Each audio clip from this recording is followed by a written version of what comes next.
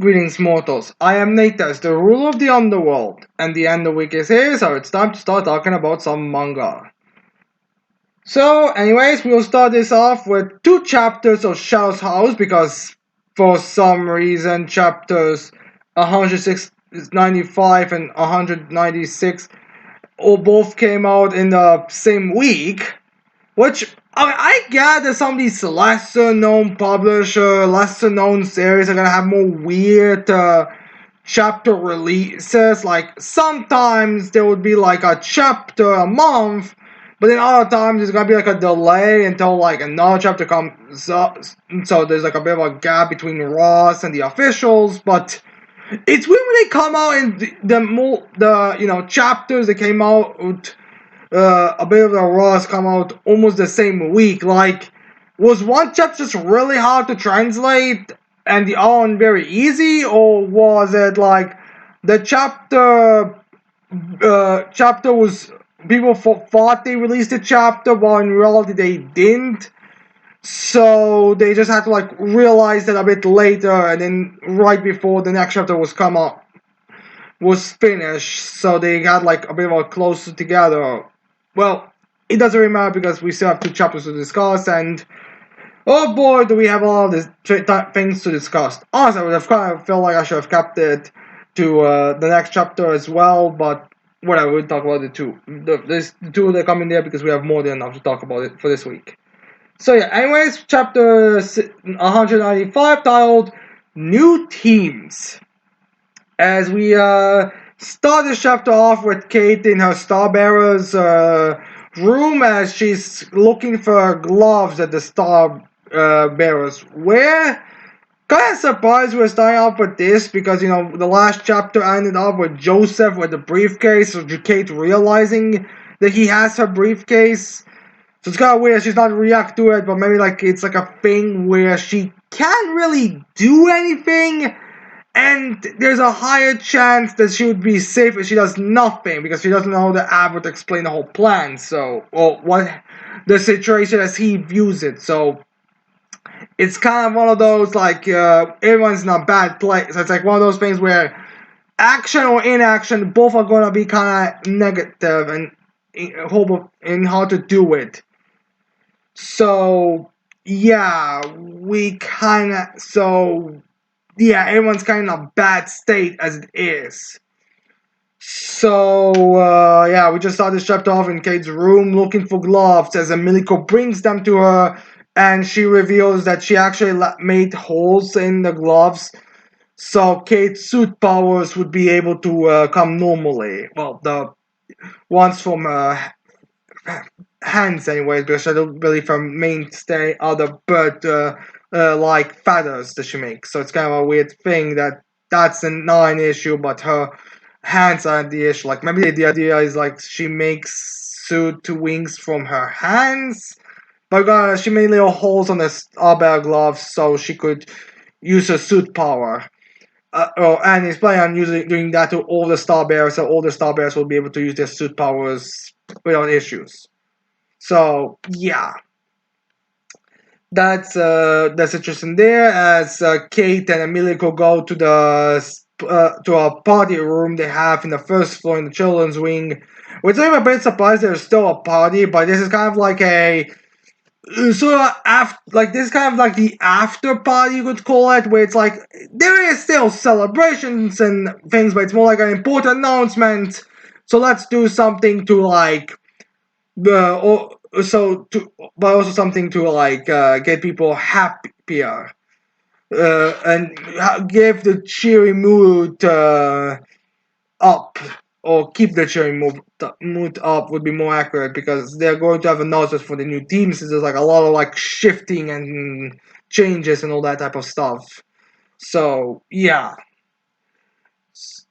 So after they explain the reason why there's still a party going on, is that we get like the new teams that are being told. So we started off by informing us that the relief team is going to have a swap of members, with Susanna quitting and Gilbert being thrown out because of the whole powerless hunt thing he was having. And Loretta and Lysandra, I think the ones that worked with Kate to expose the powerless hunt.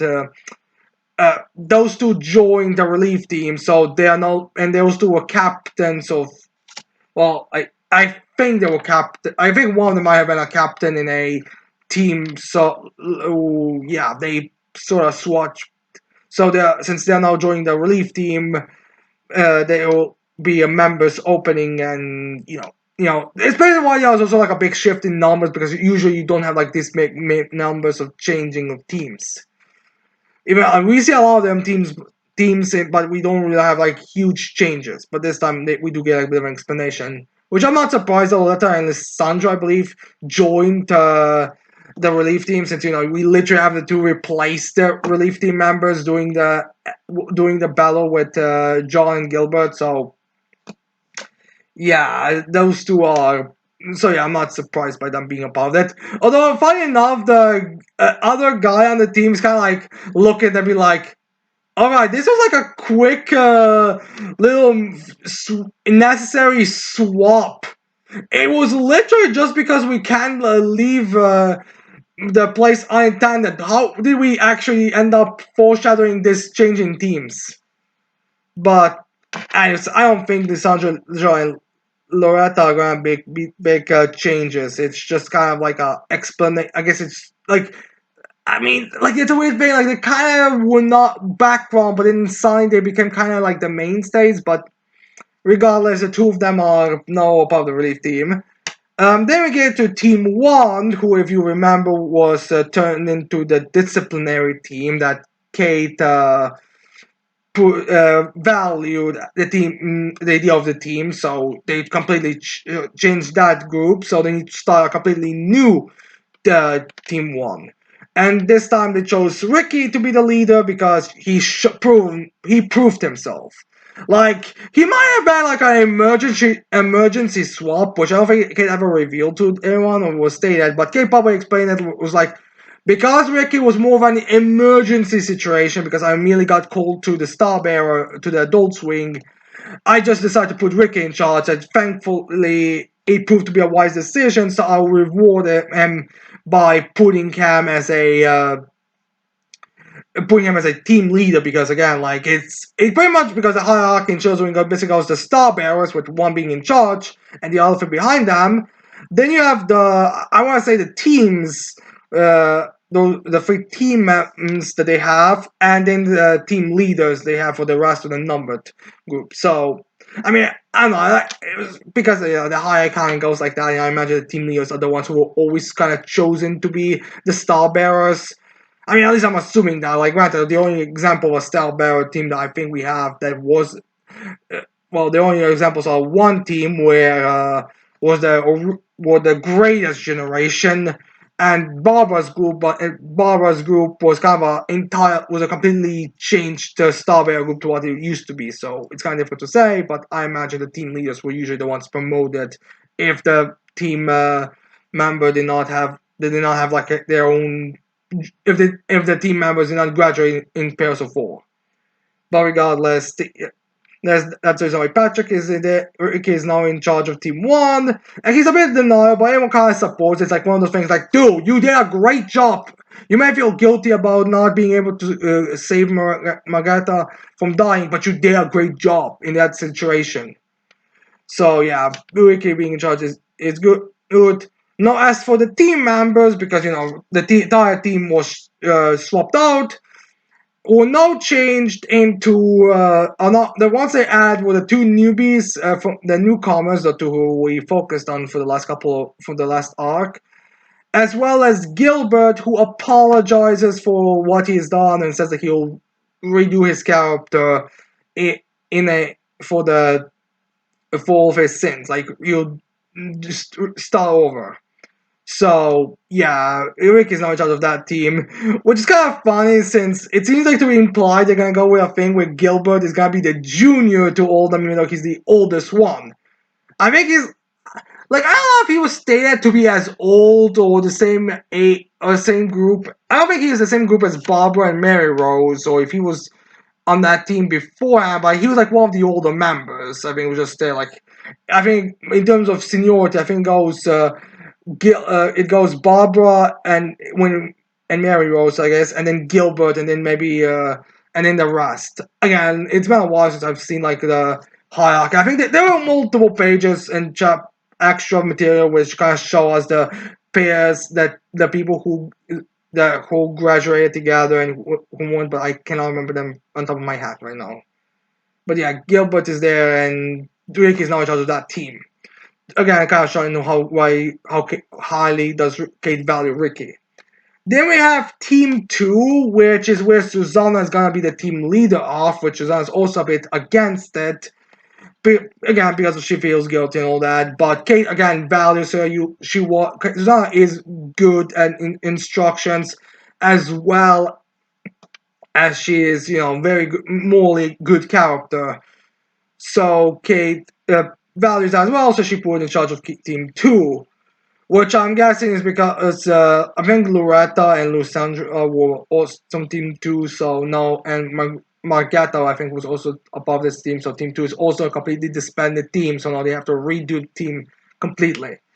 So Kay decided to put Susanna in charge, and she put the girl members of the characters that we've been focusing for the last, because again, like Susanna is like the second most competent that Kate could pick for this for raising them up and making sure they don't do stupid stuff like cutting the entire table because she wanted to cut I think an orange, but yeah, we have Susanna completely being happy about this arrangement and immediately went to pat the new shadows because that's just who the Susanna is. Susanna is. So yeah, that's the situation there. Then we have Team 10, who is also a team that got completely changed because what was his name? Because Kate became a star bearer, and Sarah went to the adult wing. Something that she even explains to the children that she's not sure why. Not I don't. She doesn't know. Like from what she knows, She wasn't invited to become an adult, but regardless, she's now in the adult wing. Kind of weird that Edward took Sarah with him. I don't know what he's planning that she'll be doing, but whatever. I guess he has Douglas, so maybe he thinks that those two will be able to communicate and share information or something. But regardless, Edward. But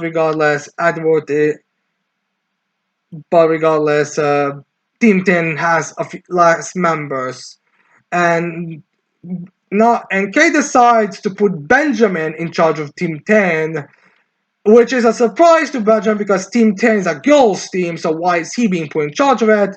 As Kay explains to Benjamin and to everyone that, one thing is that's an experimental team, like probably trying to see if she could, like how well would teams go if they probably had like a bit more mixed thing, so you not have to constantly, alright, every team formation, we need to make sure that we have like 4 girls and 4 boys separately, so Kate's probably saying if she could like have a bit more swap thing with their and as well as the fact that most of Team 10 is comprised of girls who are in very medically unsafe situations. Like Bella is suffering PTSD from suit sickness or from suit. 9 times of that's still the thing, or maybe she's just talking about the fact that Bella is going to have to replace both Mirabelle and Isabella. But regardless, Bella is not healthily good. Isn't healthily good. Louise, I don't know what the official story is for the children, but we know what happened to Louise. The whole Hulk out form, so Louise is kind of out of it as well.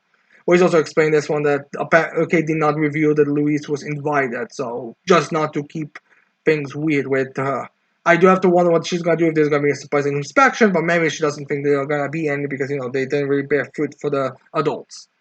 And then we have Barbara, who we find out is joining Team 10, who, let's just say that Barbara is in a wheelchair right now, as it's going to be soon revealed to us.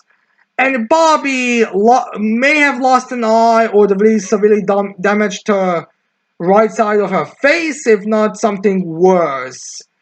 So, yeah, the team is basically a bunch of sick, her damn injured girls. So we gotta kind of need someone with a bit more muscle and physical capability to be able to keep them not being diminished to the cleaning and all that. So Benjamin is fine with this explanation. Everyone's like, yeah, I guess it would probably be best if we keep, if we just put a team leader who's physically the most physically capable of the children, as well as a team that has like a bunch of hurt girls. Anyways, we also find out that Kate is adding Team 4 to the roster that previously wasn't. Probably like one of those superstition about 4 meaning death. So that's probably why there wasn't beforehand, but now she decides to add it, which could also be a foreshadowing on how things are gonna hit the real soon.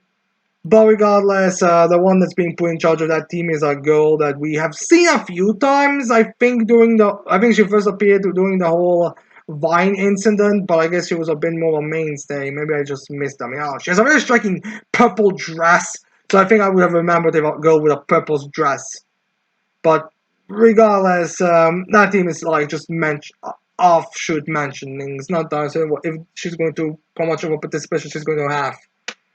Anyways, after that, Barbara rolls in because she needs some time to get down from the stairs, which gonna give it to Bobby. Even in her damage state, she's still able to bring Barbara down. Or maybe she was already down. I don't really know. Like, again, it's kind of difficult to say exactly how in how good state how they got her down, but regardless, they brought Barbara down. Well, and uh, Barbie rolled her out, and it was revealed here that Barbara actually made coffee for anyone that she normally does, which is something that's supposed to be a very nice gesture. Well, Barbara for nice Barbara wants to give a nice gesture to everyone as an apology for her reign being so awful. And it's even stated that because of how weak Baba is, like she was already physically, I don't know if Baba is one of those characters who was already physically very low esteemed, like below average, or if she became below average now because of her injuries. I think it was like both. Like it's either way. She isn't really physically capable, but she still managed to brew the tea, so it's kind of like a sympathy sip. Like, yeah, we'll drink your your coffee because I mean, we do feel bad about you and all. So Bob prepare the tea as Bobby rolls it in, and everyone drinks the coffee. Drinks the coffee. Not sure why I'm saying tea constantly, but regardless, everyone drinks the coffee. And Bob gives a speech about how horrible her reign was, how she's apologizing and all that. But then she starts talking about the greatest generation, Anthony's group. So Bob gets a bit weird out. I doubt Kate knew what Barbara was going to say, but it was. I'm not even entirely certain. I'm guessing that the speech or something from Barbara was planned, but it was more like I want you to give a gesture to them so we can officially so everyone could know that the new era, like the old and the previous eras and the old one or something together. But Bob is talking about about the previous generation a bit more directly, so Kate's a bit weirded out by this. As Bob has her speech, he hears the sound of someone walking, and she's like, "Oh, he's finally here." As it reveals the person that who she's referring to is Anthony. As he appears, as Kate's mind is probably like, "Oh no!" As Kate's probably immediately like, "Oh shit!" He wants to use his his position that he got from my duet, my dance secrets with him. Well, with his dance secrets with Barbara for beneficial purposes.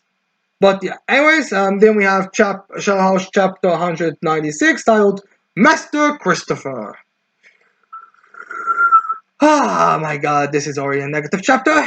So yeah, anyways, we start this chapter off with Kate completely losing her cool as she reveals everyone what is going on. She doesn't want any kind of nonsense about misinformation or revealing things later and then apologizing. She, I mean, is like, Wait, everyone, that's not Christopher, that's just Anthony. In case you're wondering why I'm panicking, is because, uh, because I'm so against the idea, or people thought it was Anthony, Christopher's living doll, as Kate just reveals, don't trust this guy. I'm sorry I'm losing my cool, but the truth is, as she reveals the whole unification ritual, as well as the deceit that she played with Barbara, like she's putting all of it out there. She's not thinking like clearly. Like, she just wants to, like, alright, I do not want, I would rather lose a bit of your credibility now instead of all of it later. So now I'm just gonna reveal everything. As Barbara even is kind of there as a confirmation for the unification ritual because the kids don't know that unification means, well, the becoming a doll means unifying and killing your doll and taking its body, which is kind of a weird thing to think that Star Bearers, that's information that Star Bearers always know, but granted, the Star Bearers are the ones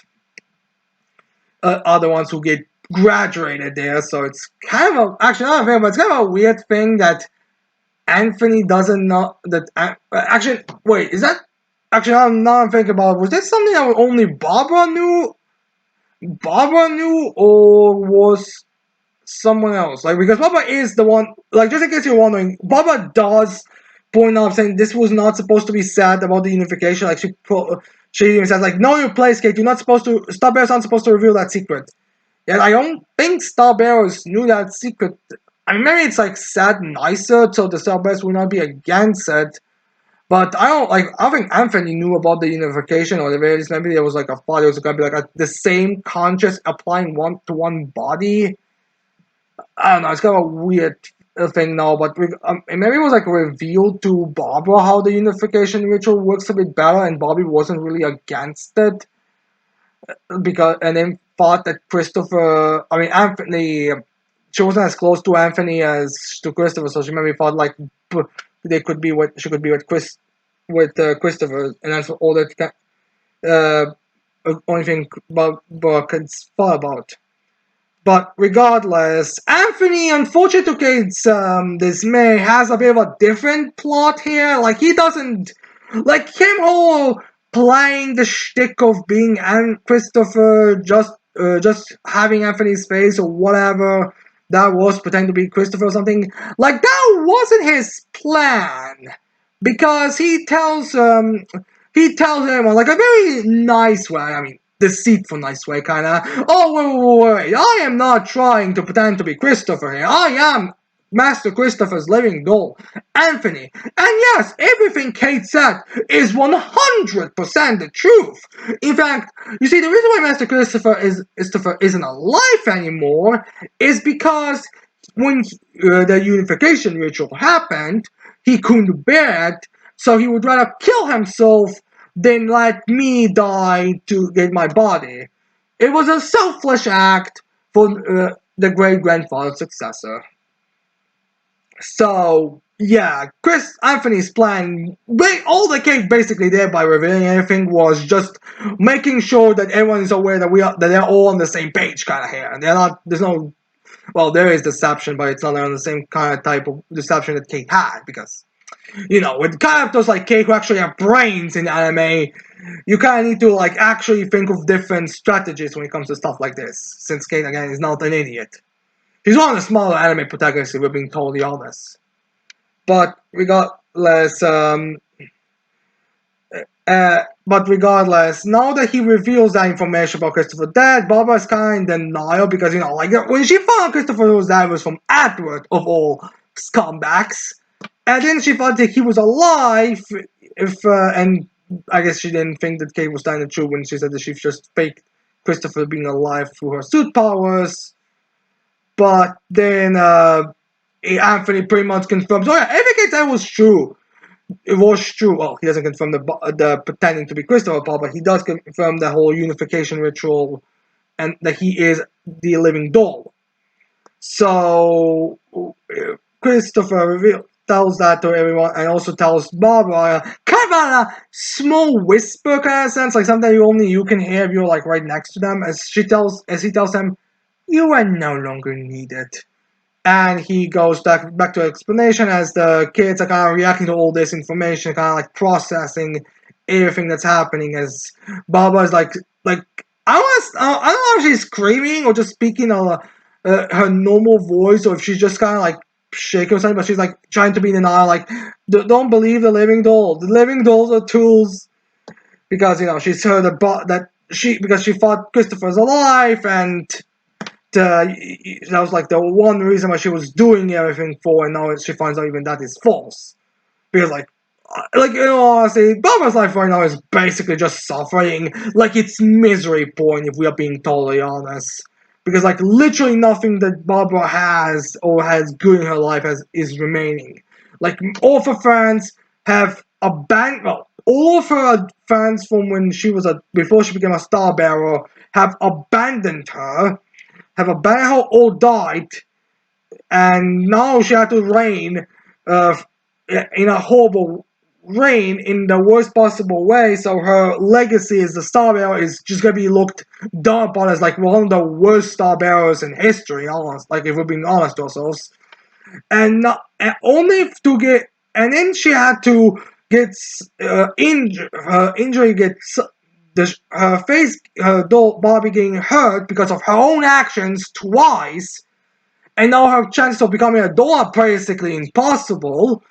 Basically, she's just, and not just that, she also got her face was never even meant to graduate or get better because it was poisoned. Something that her first thought was just a failure of her. So Bobby was also suffering to a point I'm not even entirely certain if Bobby has is even somewhat cheerful. And yeah, Barbara's life is just suffering and misery at this point. So I think honestly, Barbara might need to be on a suicide watch after this, or at the very least make sure no one like she's not able to do anything. Maybe tie her to that wheelchair or to a bed or something, just to make sure that she doesn't get a knife or something before we get another Margaret situation. Although, considering how unstable and how much they talk about Barbara's suit power, I'm kind of surprised that none of them are at all concerned about her losing it so much that she actually ends up destroying a good part of the shell house itself. I mean, just saying, Barbara's normal outbursts are already dangerous. Do we really need Barbara to blow up or do the same thing Margaret did? Because I'm pretty sure that's just going to end with everything destroyed and thousands of people and everyone in the shower house dying. I mean, just saying, Barbara's kind of a nuclear people. Maybe at least try to keep your nuclear bomb not mentally unstable. Like maybe their logic is like she's not that like maybe their logic is like Baba is not gonna blow up that much or something, but I don't know. Like I'm always seeing it. If Baba is going to die, I can see it being like one of those things where, oh, you pushed her too far, and either Edward the Great or and someone from the Great Generation, because let's be honest, those are the ones that need to get that. Although I could also see Thomas dying from that sense. I mean, we don't know if he's alive or not, but regardless, I can either see one of those guys is going to push her last buttons, and then it's gonna be a giant fucking nuke, and the entire thing is just gonna blow up. Just saying, you really shouldn't risk with Barbara, even if you don't think her suit output is that high. Is high enough for that. But anyways, after this revelation, Christopher continues his speech to everyone, and that says that now the time is changing because now he's saying that mentioning how during the yesterday when they were doing that celebrate the great grandfather, he tells them, "Were you excited by it?" As everyone says no, because they got their coffee that would make them excited for it. Because like let's be honest, so why would you be excited for some guy who just knows he's supposed to be in charge of the house, but isn't really a show of much? As as Anthony tells them, the reason why is because great grandfather lost all his power, and now his successor, Master Christopher, is the one you actually be excited for. as everyone's like, wait, but Christopher's died. You yourself admitted that he died. But unfortunately for everyone, Anthony had a plan because lo and behold, Christopher has come, and he is as he reveals himself to everyone and everyone. And when he shows himself up, he gets, because the coffee that Barbara made had that like special extra thing that they have in unification that Anthony got in the last arc. He now has added that to the coffee that Barbara made, and he gave everyone. So when Anthony, and he probably did something to make them all cheer for Christopher over grandfather. Now they all cheer for Christopher as the great Christ figure and the one in charge. And he said, like, you see this excitement you have? That's because Christopher is not so great.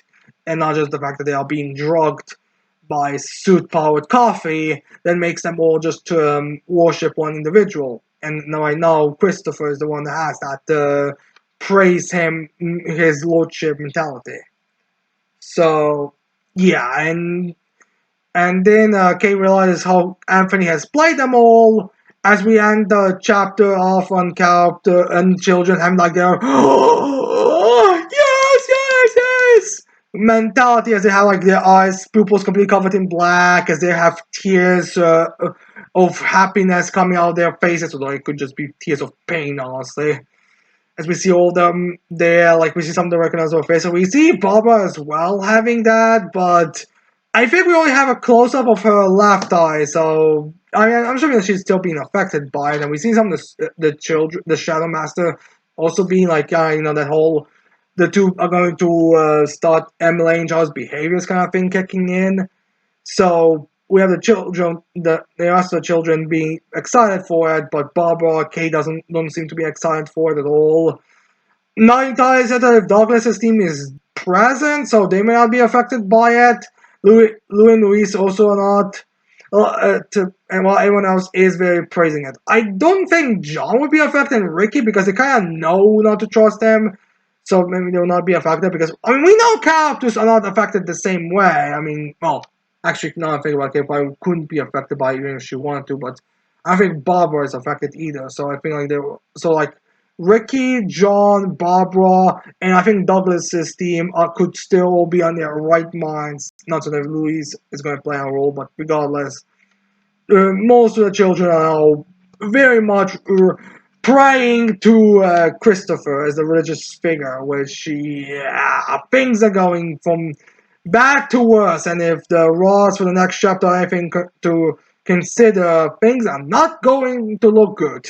Like anyone who thought that like the last arc was kind of lowering the stakes a bit, yeah, this is like the start of a new arc, and we've already completely completely put the protagonist in a back foot right from the get-go. Like the first 3 chapters are already like losing most of all of her allies that she's gained from the story. Her losing her now having a mental patient but person on a suicide watch that she needs to watch over, and now everyone's serving a religious figure who apparently she can't really go up against, even if she wanted to, even if she could do something against him based on the Ross. So yeah, Kate's mind right now is probably just a bunch of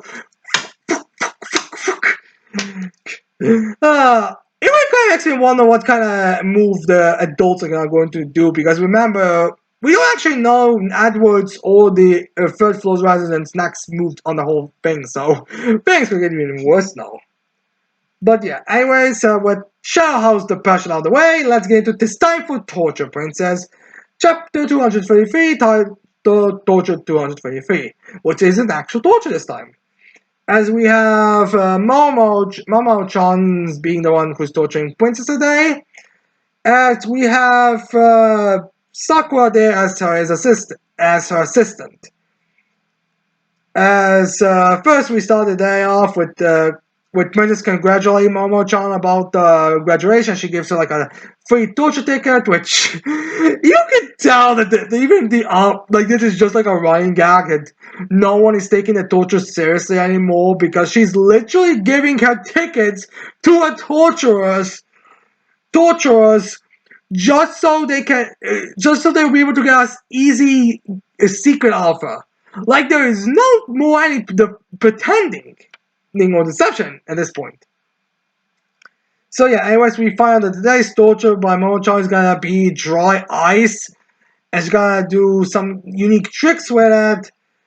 But unfortunately for Princess, for Momo-chan, who's technically also a princess, uh, she Princess already knew the trick that she was going to pull, or the rest was aware of it, aka doing the whole dry ice thing where you throw hot water on ice and then like the steam comes out of it, and more want to do that. But Princess already named that someone, which was kind of distraught, which also distraught Princess, as X tells her that it's a good thing that she ruined the torture because that's not what they should be submitting.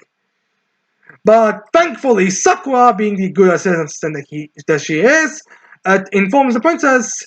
Well, that was Momo-chan, which got fine thing because Momo-chan, because of the hierarchy, is technically her senior as well as the child. So, so Sakura has to be like Momo-chan's son. Because that's like the honorifics. So she has to also call her a child, but she also tells her that she's the superior here. And Sakura just tells her, "Wait a minute, Princess knows about it, but she could know about it only in a logic-based way, not an actual seeing it and seeing it." So basically, she gives Princess a way out. Basically, like, "Oh, just pretend you know about it, but you never seen it, because then because then the torture could still go on." As Princess like, "Oh yes, yes, yes, I've only known it logic-wise, but not actually seen it." Which makes Momo-chan happy, and they do it, and she tries to explain it the scientific way, but she doesn't know it. So she just kind of does like, you see, the way how it works is you pour water, because water is, and then Sakura gives an actual knowledge-based, the scientific explanation, as Momo-chan just like, "That's right, that's correct." Because she herself cannot really explain it well, it's just that she found this trick neat.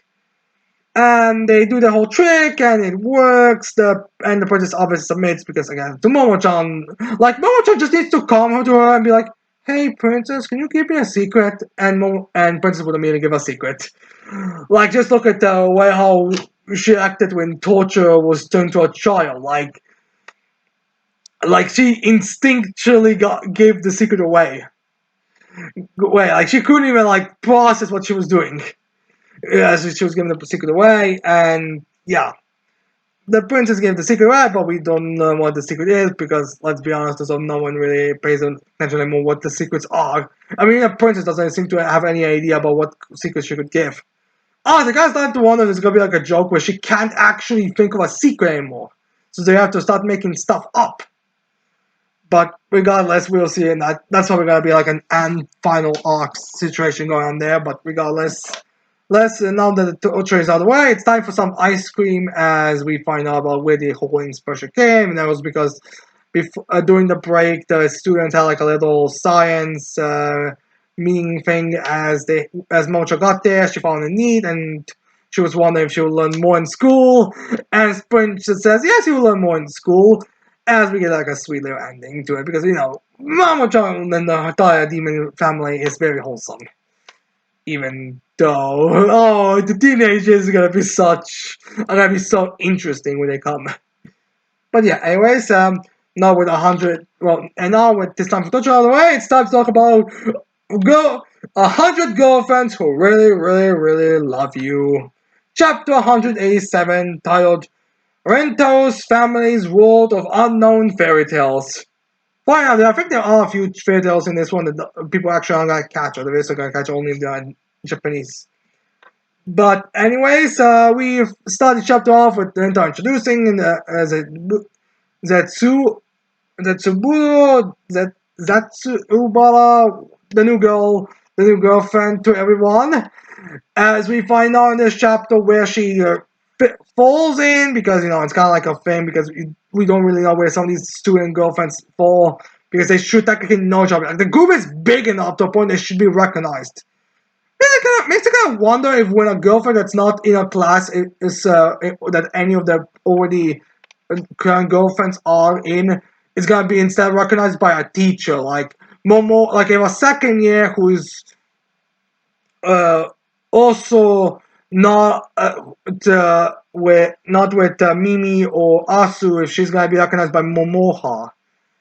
But regardless on that, we find out that this time Zetsuba is Psyche's classmate, as Psyche says, wow, who would think that I'll meet another one of my classmates in this harem?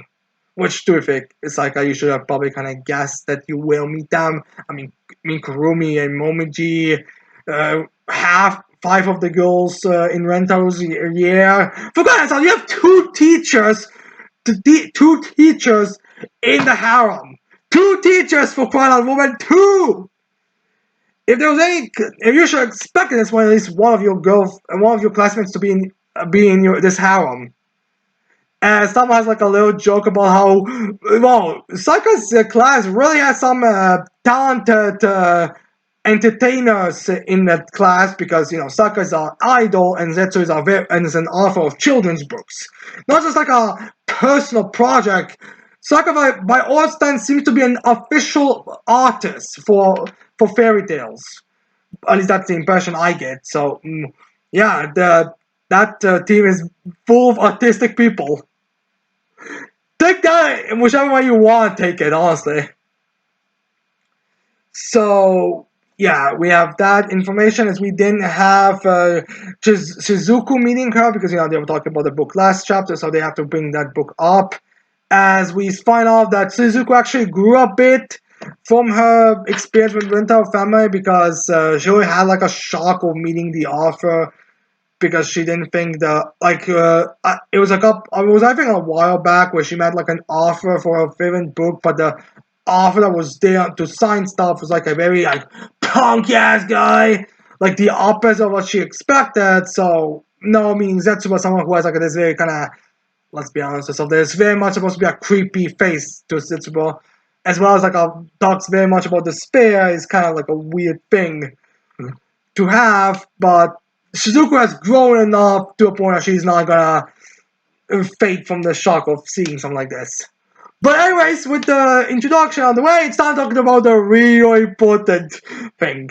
And that's, of course, is the family joining the fairy tale religion? Literally, Karani's straight man joke is like, what religion are you saying to us here? As we have Zetsuba explain to her the fairy tale religion, some of the members are already on the side. Like there are some, remember there are some who are 8 years old, for crying out loud. So they're members of the fair, so they're already joining it. Like you have Ira, I think, joining. Asa, I think, is also joining immediately. Chio, Kusuri, like a bunch of them. We go for a bunch of them who are already on the side of the fairy tale religion. As then we also have like members who are a bit more like questionable about fairy tales joining, like Nadi and Yaku, who are more from conservatively religious households, being like 99% what fairy tales are, with Yaku not even being able to say fairy tale, which is something that they're even like. I think Sue's a straight man for once, and she's like, "You do realize that? Oh, you're not even trying to be close when it comes to these terms." As Nadi explains it in a way that Yaku would understand with the whole peach boy, as they're like, wait, is that even fairy tale? That's kind of like a fairy tale, right? Right? As Setsu says, yes, it has a boy that was born from a peach. That's obviously fairy tale tropes. As they also have like a little joke about some of the members who are kind of already fairy tale like Uta's already a character from a fairy tale. Tama, honestly, aside from also being questionable how much of a human she is a fairy tale creature, as Yama is also kind of like a fairy tale princess. We also find out that Mimi was rivaling with the fairy tale princesses when she was a child, so yeah, that's logical. But then we get to Hahari, who's kind of like we do that like shtick where she doesn't want to be a part of the things because like I'm a woman, in my late 20s, almost early 30s, so I shouldn't be getting into playing into this. But Setsuba tells her that there's actually benefits to it. Like you don't have to be a child to like fairy tales. In fact, as far as she's concerned, you are young maiden and all that. So I immediately joined as well. She's probably like the most fanatical about the fairy tale religion, as well as when it comes to recruitment, because other ones get recruited by Zetsu, but because Sahai has daughters here, she's immediately like gets them on her side. So Kurumi, she's like, oh, we'll give you, there's a bunch of fruit in Fairy Tail, so you definitely want to join Fairy Tales now, right, Kurumi-chan? You should join us. But Kurumi's like doing the whole shtick that she did in her soul. There was like, there's no point in images of food if you can't eat it. But then her eyes like me like, oh, I have infinite capital. I will make whatever fairy tale food you wanna eat. Make it for you so you can eat it. And Kurumi joins her mother in the fairy tale religion. How to get children to your religion on one. And then there's also like as you could probably imagine with this many girlfriend, there's also like some pushback from some of the girlfriends. So like Kishika, Iku, and Rain a bit against it.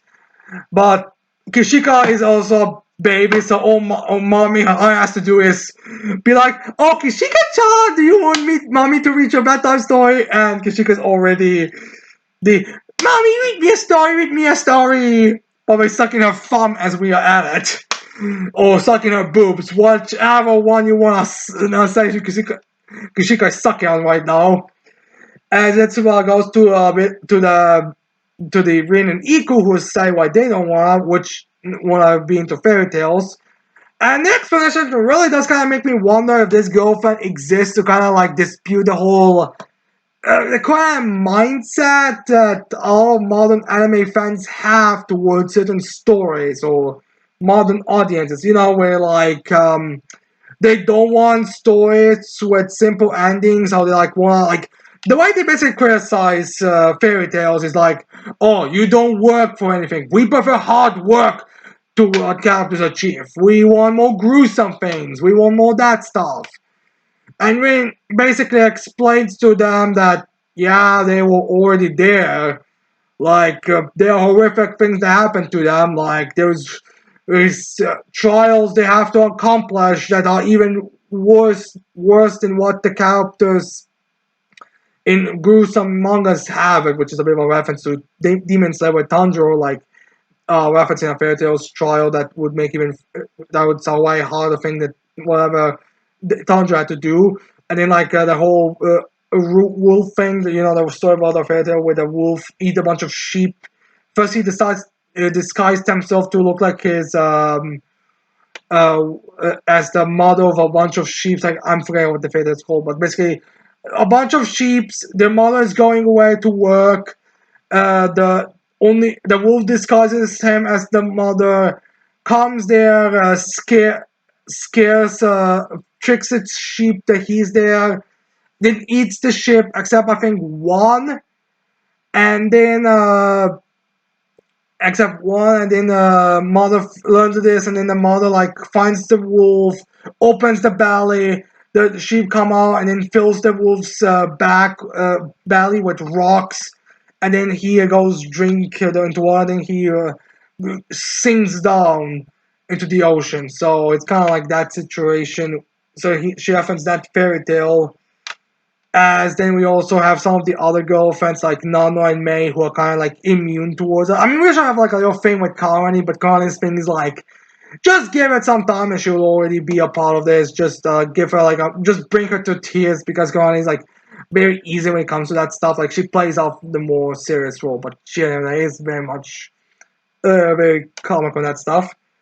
So yeah, but Nono and May are a bit more harder to get to, but they eventually get them with a very I think a Japanese iconic story, or Zetsu just make something a fairy tale on the spot. I'm not entirely certain, but regardless, May and now Joy and now everyone in the entire family is also now part of the fairy tale religion. Pretty soon the entire school is gonna be preaching the good word of fairy tales. Only the 100 Girlfriends manga. Only the 100 Girlfriends manga. But yeah, anyways, now we have our obligatory Renta who kisses every single girlfriend moment as he starts kissing everyone with Zetsu Boro seeing this and she's like, amazing, all of them are kissing one another in such instance quickly, and despite them all swapping so quickly, they all have such happiness and joy on their faces. As then Ento invites Zetsuba to join the kissing thing, as Zetsuba's like, this is my fairy tale salvation. As Zetsuba goes into the whole kissing thing, and they have their first kiss, as they all start kissing one another. Oh my god, when they're gonna be able to do the things in the bedroom, it's gonna be even more miracle. Although to be fair, at that point, they're probably just gonna be doing one another anyway, so it doesn't really matter. So yeah, everyone is happy because Fairy Tail saved the day. Makes me kind of wonder what the author thinks of Fairy Tail manga, now that I think about it, but regardless, we are done with the 100 Girlfriends, and now we go into My Academia, chapter 425, titled Unseasonable. So, yeah, we go from fairy tale to a bit more of a reality kind of series.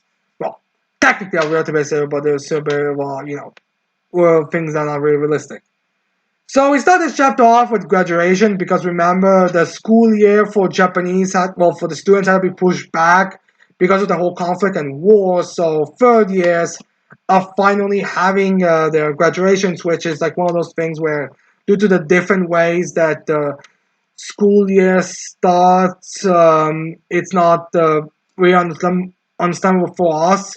But I think that the way the students go in Japan is like they start in April and then they finish somewhere in the was it December? Like I want to say I want to say past winter, but I'm not like I think they ended doing January or somewhere like that. So you have February and March free. But my thought is certain. But regardless, they graduate during the fall where and so it's like way later. Like they basically ended what was going to be like your final few months of a second year of a school. They ended basically at the when the serious parts of the second of the school year started for the exams and all everything. That's where they finally managed to end the session for the third years and they graduate and all that. Which is something I don't think many of us are going to be able to understand because, we're not Japanese. We don't start the school year when they do. So we basically just have like the start and the reactions like Sunny the accepting his, Nejico accepting hers, and all that, and the people's reactions, as well as the fact that apparently there's because of Mic being there, I'm assuming there's like more of a rave kind of like more like a party going on kind of music, which more everyone except third years is like a bit confused. Like the first years, like I'm be like, why are we throwing music like we're in some kind of disco or some kind of rock concert? Well, second is like, oh yeah, go, yay, because they are more aware of it. But yeah, anyways, we did also get a bit more of an explanation on the recovery with because of Nezu becomes being such a big figure in the world's uh, too beneficial of the world to a point like everyone can acknowledge his accomplishments and success. We find effects to his contractual work, his negotiations, as well as the other countries wanting to kind of give aid to Japan now that it's not conflict there. No, that's not no longer in the danger zone. They are able to quickly are able to quickly help res- um, bring peace to the area, or at least the restoration. Yeah, it was after this explanation on how the whole repair process is going as smooth as it is, we get Mirio's time for graduation, as he was kind of like the representative of the whole school, which is a role that is now being taken over by the girl that was in Aizawa's previous class. Uh, class, but yeah, now Mirio gives like a speech, and everyone's kind of shocked by the fact that Mirio is giving a serious speech, and not he's starting his speech off with a gag. Because you'd think that the way that Mirio is, he would start like maybe he'll like pop through butt up first or something, but he doesn't. So they're like kind of shocked by it as everyone falls, except I think the third years on their ass. I guess they were like, kind of expecting him to give a bit more of a serious speech. Like Mirio maybe more of a jokester and like his jokes, but he's not exactly not going to be serious when he needs to be or when the moment calls for it. If he's gonna make a joke, it's gotta be at the end of the chapter, if anything. So Mirio starts doing a big speech telling everyone that while they've survived the encounter with the villains, they brought the day and the world, everything, and saved the day. But the thing is, they didn't bring the world to peace. What they did was basically stop the crime so the world could now come to zero. Because the world is still in chaos and everything. Like the buildings still need to be repaired. People still need help. People still haven't recovered from their hospital stay. Essentially, no, it's just a world that they've won, so the power struggle is gonna be more in their favor, but things are still not looking good. So now they are heroes. They need to focus on recovery, making sure that they can, that the next generation will not, they will be able to continue their lives normally and progress normally. A very important, very nice speech. I think it does make sense to be given to adhere in this point in the story, especially since this is like it's supposed to be an epilogue. Stuff like very good conclusions for characters like Mirio, I would say, because like I don't think Mirio really has any more reason. Even if epilogue is gonna be more of a story, I don't think Mirio is gonna be playing a really big role anymore. I think if it's like the last time we see Najare and Sony, that's of like maybe like what they are doing a couple of years later thing, I think it's really nice. It makes sense that this would be like a good stand up saying what the heroes are meant to do and what they're supposed to be doing. So he does that speech, and after Mirio does his speech, he does like the whole gag thing as he's like jumps in the air as like one of the third years from the I think support course, the one that has like really long eyelashes. He's like sends a thing that she had during the cultural festival, and as that kind of fires him out as we have like a reveal that's like it's kind of like the more or less what usually happens. The fact that the one who finishes presentation kind of just jumps into the air or something. So yeah, me. So yeah, a very important speech to have in a very like calm type of speech. Very much what I would expect from My Academia. As then we cut to class 1A or now 2A because the characters are now finished there. I guess it's like one of those like I'm honestly kind of confused by this because the way that we in school do it is like we first say goodbyes to everyone in class, but then we have like the whole speech and all that from the school, and then we can leave and go home. So it's kind of a weird thing how in this instance we have kind of the opposite here, but I guess maybe it's like a kind of special thing because of the situation around the world that's happening.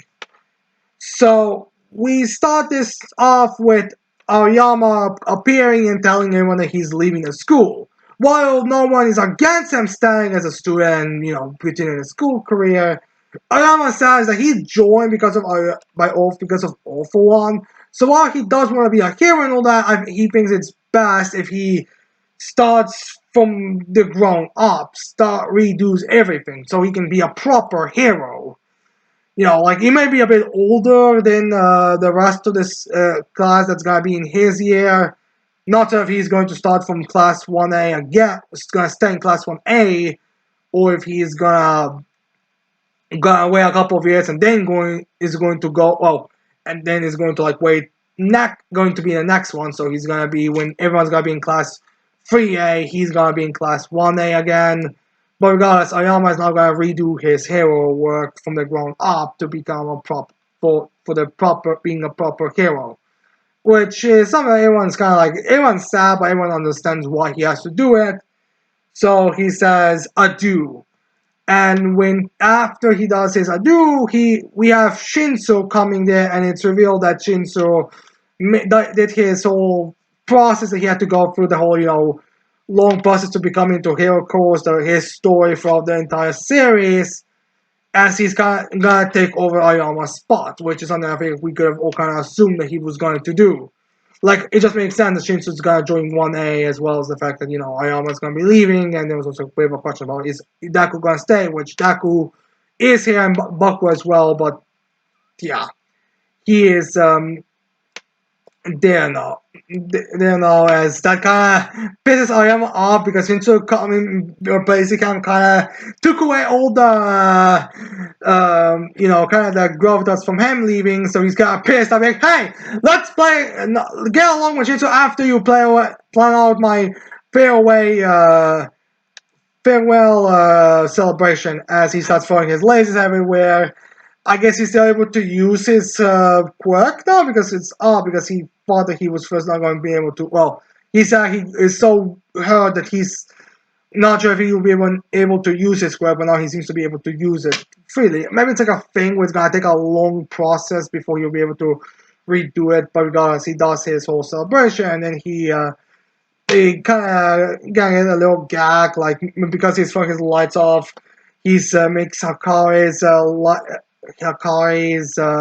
quirk flinches and showing him on her face, which Mineta has the Mineta reaction, but Aizawa shuts him up.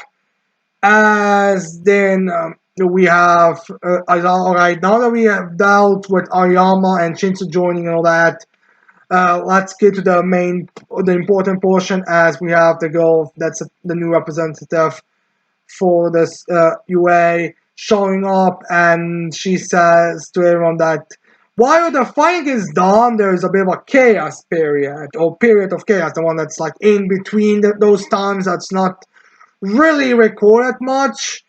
Basically, the period where it's like in between the worlds and all that. So the period that also had like that All For One grew up in, which is something that even Carlos mentioned. Like, this is the period of time where All For One grew up, and where he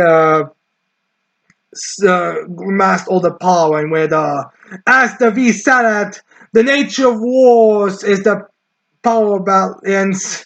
Power is the power is what was the quote from Hellboss? I don't know. They're like, it was, I think, the nature of wars leaves a power vacuum, and that's kind of the situation here. Well, while Japan is in ruins and everything's kind of a chaos, someone could do something that would start shit up and take over, because again, there's a bit of a where do you go from here. And even though they took care of All For One, All For One spent multiple times during the war that he has allies all over the world. And while these allies didn't take a play here, it's mostly they could be playing up in the rest of the world. So this is kind of like maybe it's like some kind of. So now the characters in 1A, well, in last one 2A, now have to kind of do basically the movie, what they did in the movie when they were all split up around the world and helping stuff. So I guess now we're gonna have like this, so we could probably like have a small number of cast in the epilogue, kind of similar to how in beginning of the stories we have like a smaller group of characters being focused on. Which just made me kind of wonder which of the characters that we're gonna be focusing on right now. But regardless, it seems like the characters are gonna have to go to a different nation. Like maybe it's gonna become a thing where like a sort of first movie and the second movie fusion thing, where Class 2A is gonna be like the heroes in one country, and they're gonna be like all over that country. Instead of being split all over the world kind of situation. But regardless, they're now they're helping the world, and quibbling the villains is gonna be like a thing. Although my thoughts that we're going to go over the world, because, well, let's just say that in what seems to be a ruined city, not sure where, is where a person is walking, and that person seems like very disheveled. Like this person is like he was tied down to something, like maybe used as a hostage or just like a lot of shit. Like this person is very much supposed to look like how this person very much looks like broken as he like walks from a building without anything on his feet, just like kind of like you know, very scared, very terrified. Who's very much supposed to be like the new. These guys supposed to be a fusion of Shigaraki and All For One. Like All For One, in the sense of he's being birthed from the period of chaos, but Shigaraki has more of like an aesthetic and more inspiration. Probably, like I imagine that this epilogue arc is gonna be kind of very similar to like the USJ incident arc in terms of like general format stuff. Not one to one. I don't think they're gonna be in USJ, but I could see this guy starting conflicts, and this guy's gonna be like the main antagonist. At least I think so. I don't know. It's kind of hard to say because this guy doesn't really even look to be in a state where he can be taken like a serious threat. Like this guy very much just seems like a type of person who has like a very dangerous quirk that is just too dangerous to control or something. But regardless, this guy is now on the loose. I don't exactly know who it is. Some people say he's probably somewhere like it's 20s, 30s because he has like a very old style kind of restraining equipment on him. So he might be a lot older, but he kind of looks like more in like the way the main cast is in terms of age. Again, we only see like the close up of his face, and we all know he has a gap because we get like a little thing coming from his mouth. So it's unclear what he's actually what's up with him, but I think get an explanation on what is the situation. But we'll have to wait and see on exactly what is up with this character. But then we cut back to the class 2A as they're leaving and going to like a bit of a, I guess, vacation before they need to do the whole hero process and the whole assisting in repairs and all that. So the characters are kind of like reflecting on this, like, wow, we get at least get some rest, referencing Uraka's speech that she's still a bit embarrassed by. And there was like a reference on Daku's new haircut where they had to like shave his hair because of the injury, as like we get people trolling on that. Which I feel like the reason why people, which I'm guessing the reason behind the trolling was always intentional. So the characters are going home as Izuku talks a little bit about Shoto, as they also mentioned period of chaos and all that, but now Shoto now we basically setting up to conclude the Todoroki family plotline, as we have Todoroki saying that he has a job to finish, as well as we have the final page where we cut to a hospital or something, or this kind of room where we see a person on a bed all like being put with a bunch of medical equipment, as we see Endeavor in a wheelchair looking down himself. And we can guess that person is Darby, while Endeavor is looking at his actions and feeling massively guilty. Because remember, Rocky did give his juice back to go up against All For One when after they stopped the nuclear bomb that was Darby's explosion.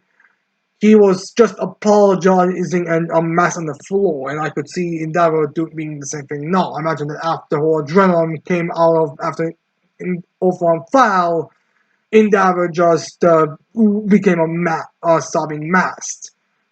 Now, I'm not exactly certain why in that Darby would still be alive, especially if that's going to be the case. Like, we don't know what is up with that image. It could be like Darby is dead. It's just this is like devices that's meant to keep Darby's body together, because Darby's body at the end was like a skeleton with skin from on top of, burned from inside to outside, and I think a bit of a hair still for some fucking reason somehow, but regardless, Darby was a fucking corpse burned from inside to outside. So I really don't see why the fuck would Darby still be alive.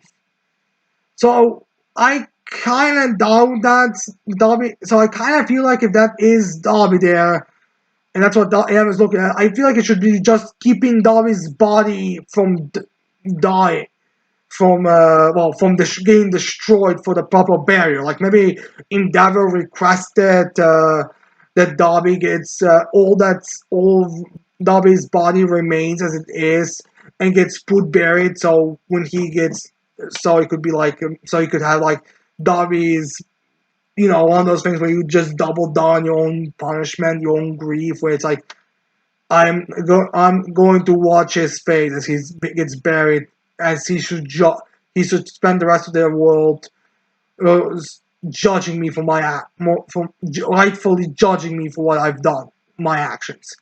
I'm also assuming this is gonna be like a story how we're gonna go with. Like the thing is, we have this whole like they make a big deal about the restoration, so I'm kind of wondering if it never is going to be in prison there because like he does admit that he did do all the horrible stuff, all the bad stuff, so he should be arrested for it. But I kind of wonder if they're going to let him not be arrested right now, mostly because he needs to. Although, to be fair, where he is, he could be interpreted like a villain's house, but like maybe he said he should be there as well because that's where he rightfully belongs.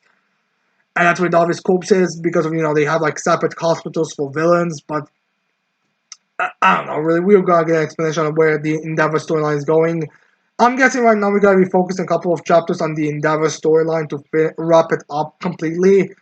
Not entirely certain this means that we're also like just ending Shoto's story for the whole thing because like let's be honest, so Shoto did not play a big role during these periods, but we'll see. Like generally speaking, there's like a lot of mess on where characters are going and how we're ending things. But regardless, that's the end of this chapter of My Academia, and I think My Academia is going on a bit of a break now, a bit of a hiatus to like for her coach to be able to like wrap up the final, I don't know, 2 volumes. I mean, we are I think approaching the middle of 1 volume, and I'm assuming we're going to end in this story. This epilogue is gonna be a bit more, so I feel like 2 or 3 more volumes is gonna be about the timeless length. So it's probably gonna be like just barely next year, if you ask me personally. But we'll have to wait and see on that side. Also, I feel like it's not gonna help the fact that I think August and December are 2 months that are very much like break filled, and there's like very few months in between those two. So yeah, I kind of could see there being a bit more of a break between the chapters.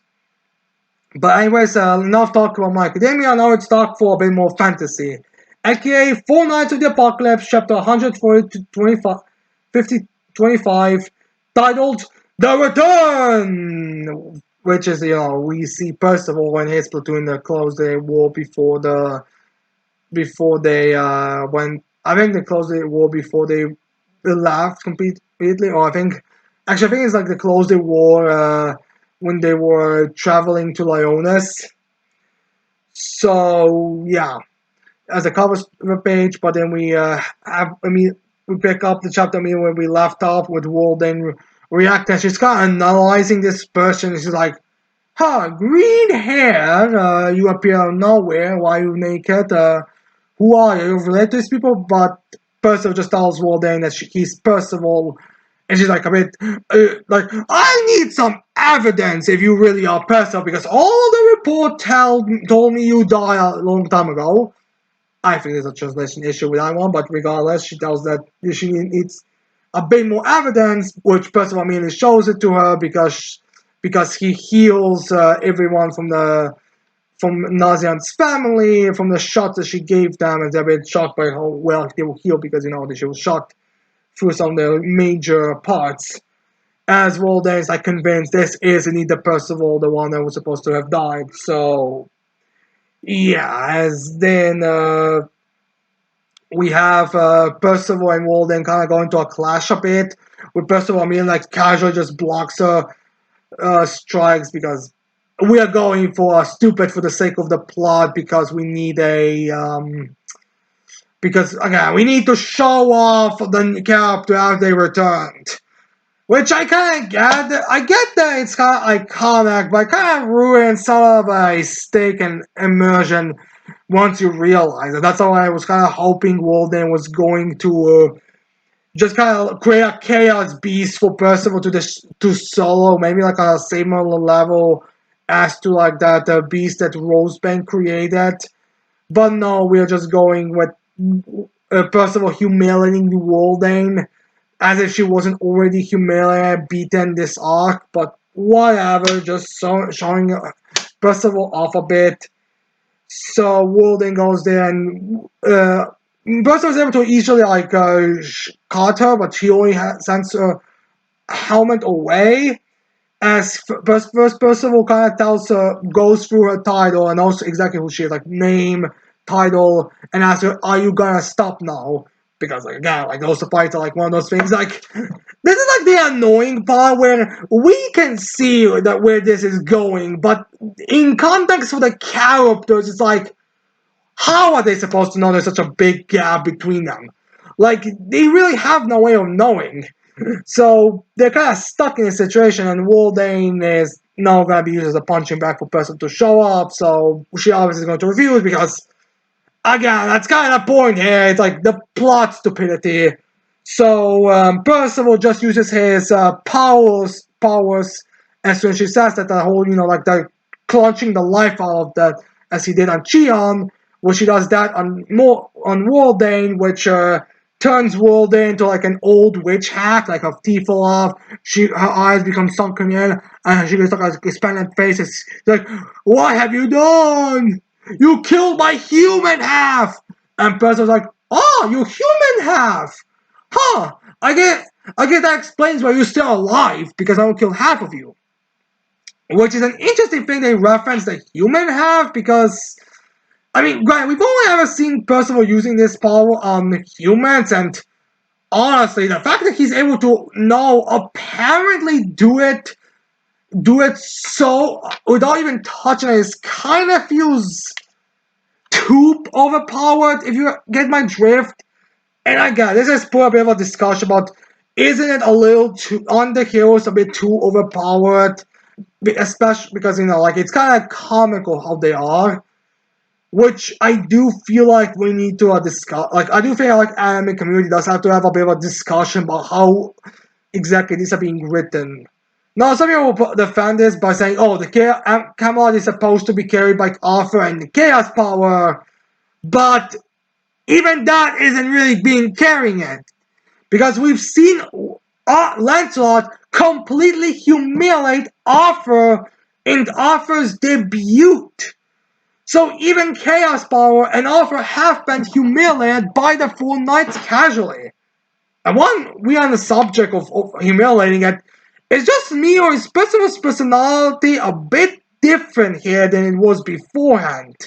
Like I get it. He was a lot more bound to despair, and it's not. And even the author did hint that Percival is not gonna be the same cheery and happy and go lucky individual as he was in the first part of the story. But I don't know. In this fight, he feels a lot like Lancelot and those like mini Percivals in terms of personality. Like how he's kind of like mocking Walden by saying, "Oh, I only killed the human part, so that's why you're still alive and kicking."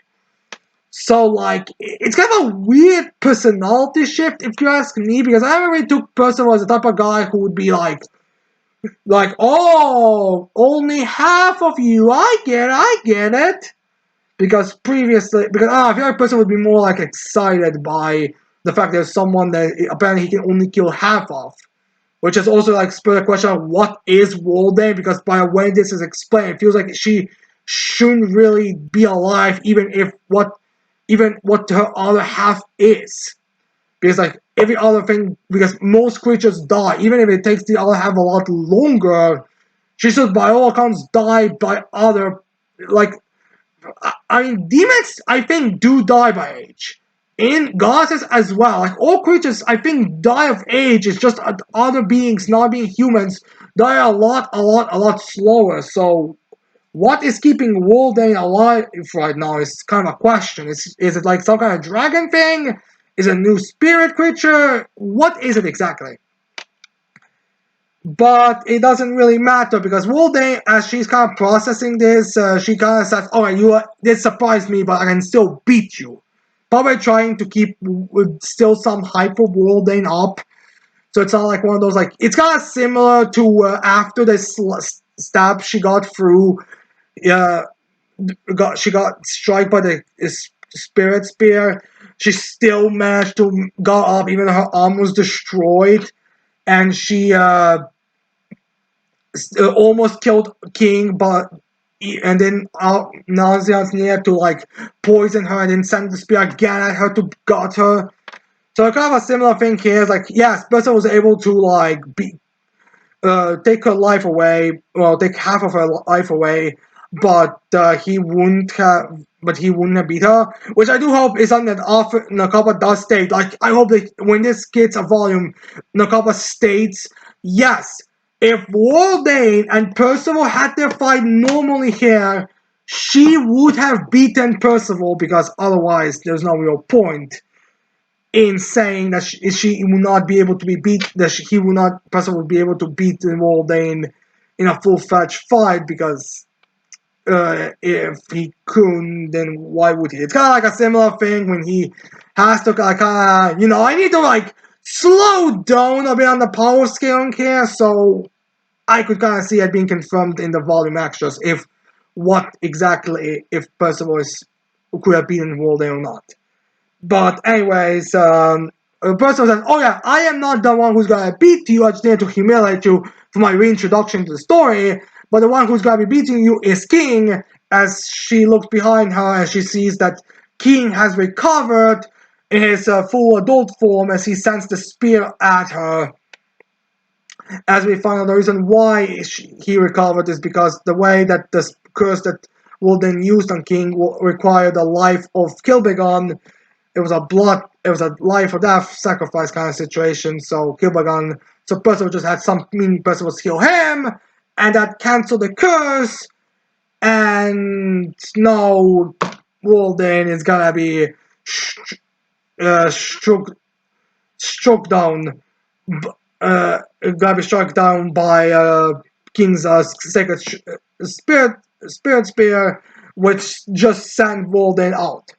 No, I don't think Walden is gonna die because they mentioned that she's not fully human, her human half, and the fact that she already said that she had one trick up her sleeve, so I could see this trick being now used.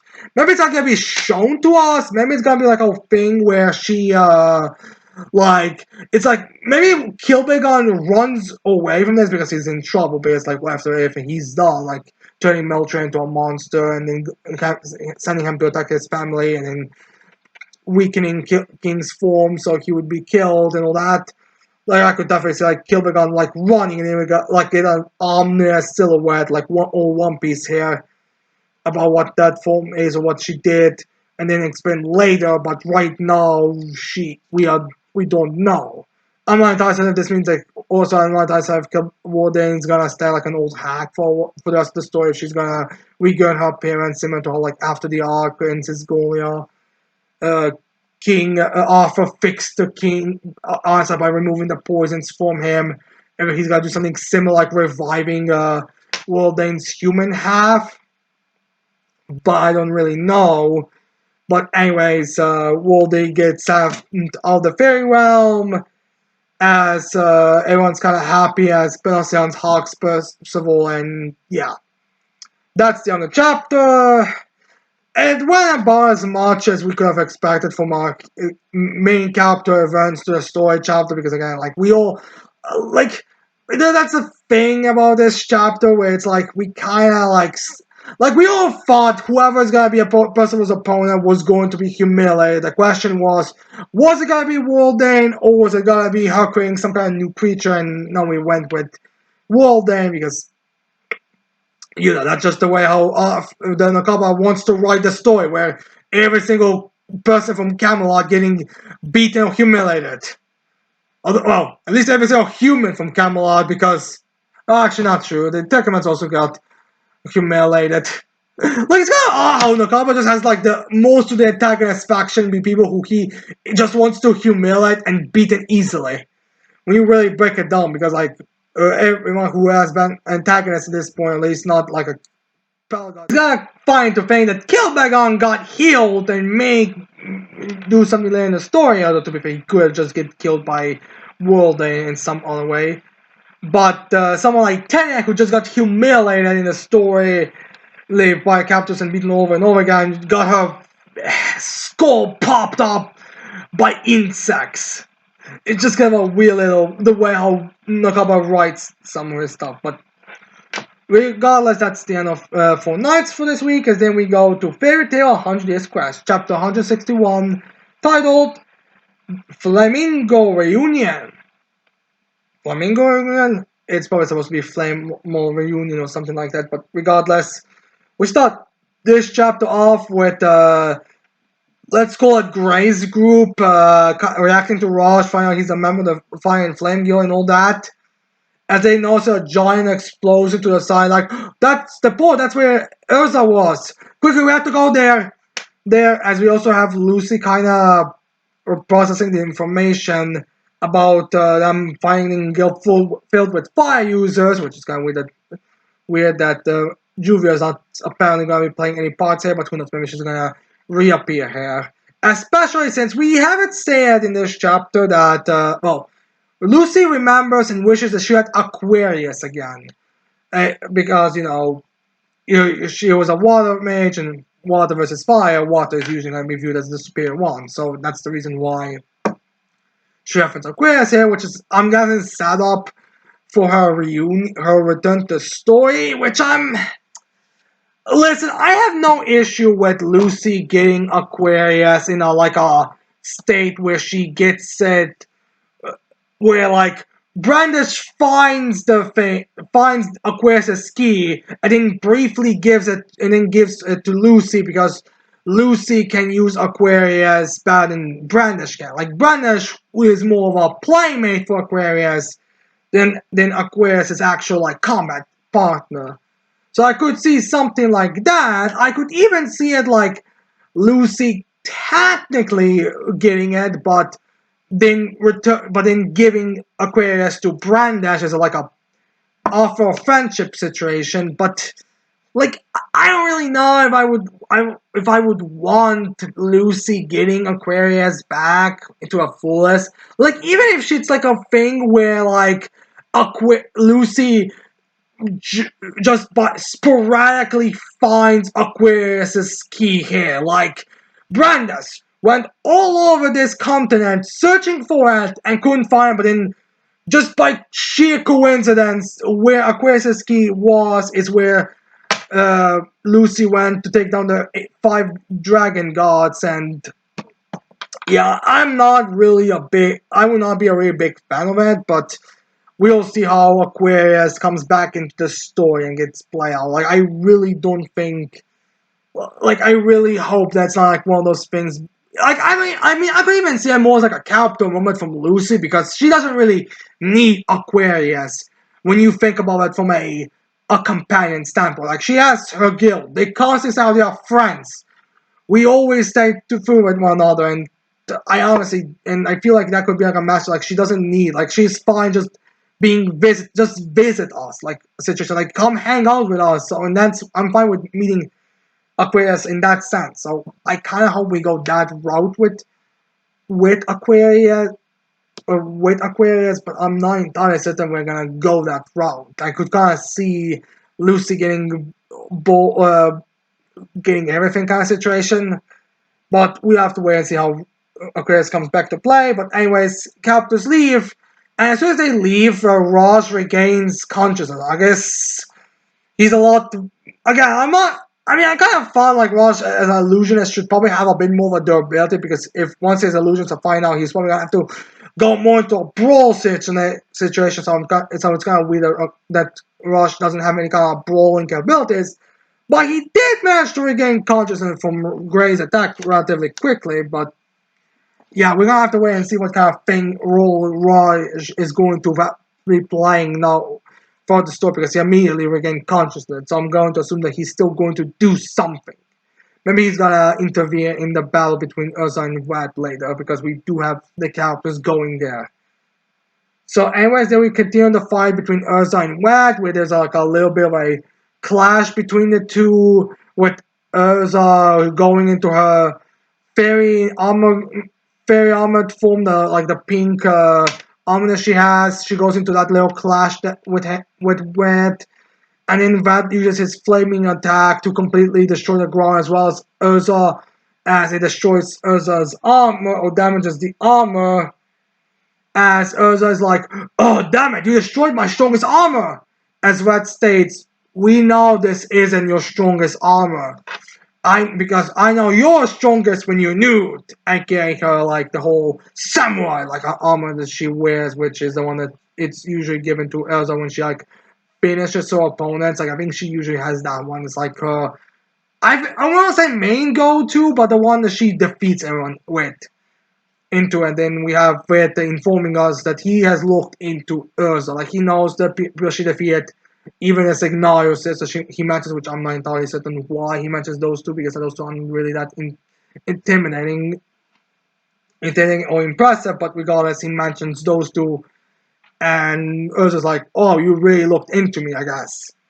So yeah, it's kind of interesting how much Red knows about Urza, which does make me think there's going to be a bit of an explanation there on why he's so knowledgeable about her, because from what we know, there just seems to be like a thing where he's like, "You are the strongest swordsman in Ishgar. I am the strongest swordsman in this kind of, I forgot what it's called," and still not mentioning why he's battling Suzaku. Like this is like a bit of a thing where it's like there has been no bell. Like against Suzaku there was a bell, but here there is no bell. So it's a question like, is Red still strong in Suzaku? Again, I feel like this is gonna be mentioned at some point. I wouldn't be surprised if once Lucy and the others show up, they're like, "Wait, if you're strong in does that mean you're strong in Suzaku?" Because again, like there's no mention, right? It's like a weird thing they don't even mention him being stronger than Suzaku. Like there's not like mention of Suzaku being there and why he thinks he's stronger than Suzaku kind of situation. Again, it could just be like a destruction feat kind of thing going on here, but again, we don't know. What we do know is that someone wants to interrupt this duel as Misfortune, which is like a little phoenix cat creature, shows up as tells Red that he needs to come to the palace because the plan is going is the timeline for the plan is kind of progressing. It's going sooner than we've expected. So that's like, wait, if we're speeding the plan up, then there's even more reason why I have to finish this duel now. So I guess the duel between the Red and Elsa is gonna continue, and I'm guessing the Red is going to get like a finishing blow because that's usually how Fate goes. Like, despite the ridiculous feats that Elsa gets at the end of the story and the end of the arc, she usually gets beaten by weaker antagonists later on, antagonists who beat her now, but then she's able to beat them with mid difficulty, we'll be honest with ourselves. But regardless, we seem to be continuing the battle between Red and Elsa. So anyways, then we cut to the Fire Palace as we have Brian and the uh, David from Cyberpunk reference character being there. As they said, "We bought you Natsu," as in Brian throws Natsu off his hat mouth thing. As Natsu apparently didn't seem to have been aware of what was going on or anything. Like it seems like his time and space kind of completely stopped as he's there, be like, "Oh, I'll knock all three of you down, you fucking bastards!" As he sees Ignia, as they meet after some time, as Ignia is like, "Greetings, Natsu, my brother," that Ignel acknowledged as a successor and student and all that. As Ignia once again offers Natsu to join him in his plot for the true Dragon King Festival, which is some as Natsu is kind of shocked by this, as Igna reveals that it's not the same thing as you've experienced in Ishgar during that like the tournament arc where the dragons all came out of the. I mean, I'm forgetting exactly on the story and all that, but I think like the dragons from the pre-Archaeologia being killed and eaten other by Archaeologia appeared, time traveled into the current timeline, and they started wreaking havoc. So this one's gonna be the true Dragon King Festival, which I know, which means it's gonna be a bit different.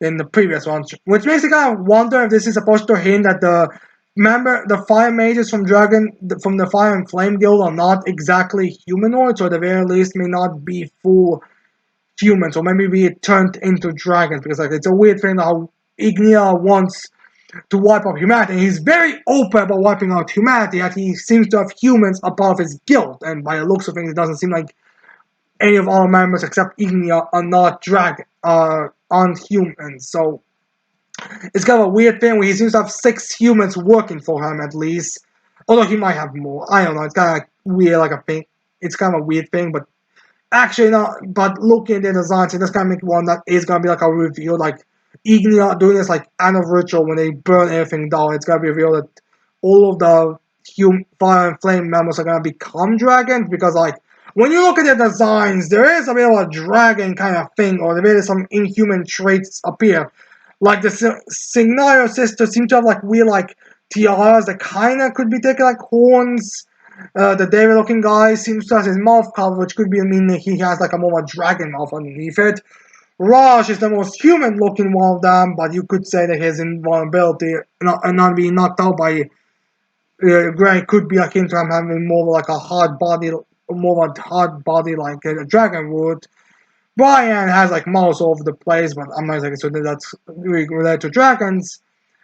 And then we have Rat, who's completely covered from head to toe, but he's the right-hand man, so maybe underneath his armor, he is more of a hybrid between a dragon and a human. So maybe there's True Dragon King Festival is gonna turn these guys, Fire and Flame members, into dragons or something like that. I could definitely see it. Although I do have to wonder if Natsu being there and the speeding up of the festival is supposed to be connected to something, because like again, like he seems to be like ready, and if there's like only Fire and Flame only has 7 members plus a mascot, I don't really know why they would speed up it unless they can use Natsu for it. But anyways, Ignar offers Natsu to join, but Natsu has none of it, so he just immediately goes there and punches Ignia, and the Fire and Flame members are shocked that he immediately went to go punch Ignia, and Negan's like, well, I see. I guess you want the humans that we're going to have to be wiping out, we'll be eliminating as Natsu's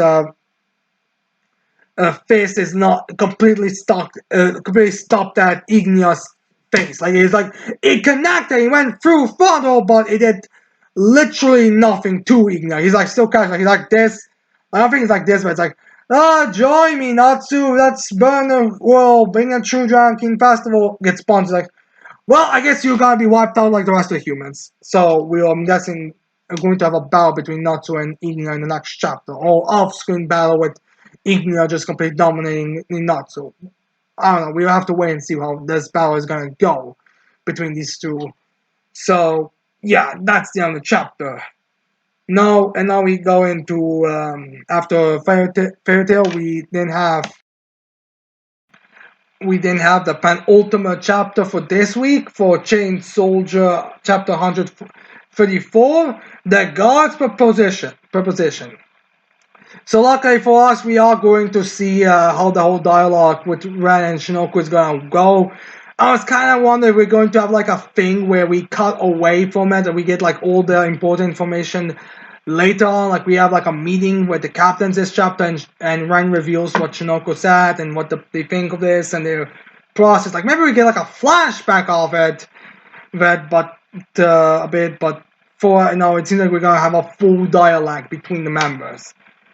So Shinoku, like we do seem to skip a bit of the dialogue, because last chapter the Shinoku only said, "Oh, you're scared. Well, we gave up." But here we start with them being like, "Oh, so you're saying that you wanna coexist with humanity now?" As Shinoku says, "Yes," as she makes like a little hole for a hot spring, as Ren doesn't react to it, as like, what? Well, she doesn't like physically reflect or go in a defensive position or anything. She just stands there confidently and smugly as she does. As she asks Shinoku what is she doing, and Shinoku says, "Oh, isn't this like what they would do like a spa diplomacy or something as she throws her attire off and she goes into the spa to take a little nice little dip, because of course we need fan service for every chapter or almost every chapter. So yeah, Shinoko explains all the details and everything. Probably also to like make it look like has no god whatsoever, because you cannot, because again, like Shinoko's a trickster, so you can probably like think you should wear baggy clothing, so there was some kind of dagger or something underneath it. But now she's completely exposing herself. Like there is nothing that Shinoko is keeping being underneath her, and she even invites Ran, but Ran refuses for obvious reasons. So then now we get a little bit of a lore, I guess, a bit more of I struggle to say reasons from the gods of thunder, because it's like it's Shinoka and we can all tell, like no one here, not even the dumbasses of the characters are really even being fooled by this. They're all kind of like they all know there's something off here. There's like a plot. There's something being schemed behind the scenes here. Uh, so it's kind of hard to say if this is true or not true, but Shinoko explains to us that once the worlds merged and humans came here and took the peaches, Asgards decided to punish you for these actions. But instead, you humans proved yourselves superior to what we expected. She even does mention their encounter previously when they fought, which she says, "Oh, we were completely overrun by you." And Ran even does say that, "Yes, I was too powerful, too superior for you." Which, alright, Ran, you completely got blindsided by Shinoku's copy, and you didn't even do any significant damage to Jun, the real combatant of the two. So I feel like you should probably dial your arrogance back a bit, but it's Ran, so she's not going to do it. So Shinoko says that because it's clear that we're not going to be able to destroy you, she decides that they'll make a truce, a coexistence. All that the eight gods of thunder request from humanity side of things is that you make shrines and start worshipping them like gods. Which I'm not surprised that they bring this up, because the eight gods of thunder have always they have this weird thing where they say we'll destroy you, we'll wipe you out, but they also we'll worship us kind of deal. Like they will enter, like Shinoku and Journey are gonna enter, and Shinoku's gonna tell them, "You may start your worship of us." Or like Fukuma is gonna go up against Persona, and she's gonna take the form of Kyoka and gonna say, "Oh, after this, you're gonna be worshiping me." And honestly, and we're gonna do some naughty stuff in that. And honestly, in this point, you probably would be into that, considering the statue over there. So it's like a thing where they constantly they want to wipe humanity out, but they also want to be worshipped. Not to mention they have a specific number of humans they want to wipe out. So is the other number supposed to be like a worship them kind of situation? Like it's again kind of vague. And again, this whole reasoning and all that behind it also does seem to be kind of vague, because it's kind of unknown. Now, I've seen people comment that we've seen that there's retconning or erasing of history or changing stuff, the gods opened the portal and they started the whole conflict. They were the aggressors. They were the ones who started sending monsters. The problem I have is that I don't okay, I may have been remembering. I may be forgetting stuff. I could be forgetting because forgetting details. I'm not sure if it was ever mentioned that the gods themselves opened the portal. It said that the portal appeared mysteriously, uh, and then characters started going there to get the peaches, but then Shokai started appearing and started attacking it. So many times when people are referring to that, or if they are referring to Kusatsu's attack, when she went into the human world and started, kidnapping people and started attacking stuff, or if they are referring to something that was just mentioned, because I cannot for the life of me remember when was it mentioned that the gods of thunder opened the portal. Especially since it seems to be very well, at least heavily implied that Gods of Thunder were created after the portal was made, with three of them being created at the beginning of the story at the end of season one, namely because five were already created, then Kusetsu was made, the one that was required the hybrids, and then Joku and Fukumai were created after.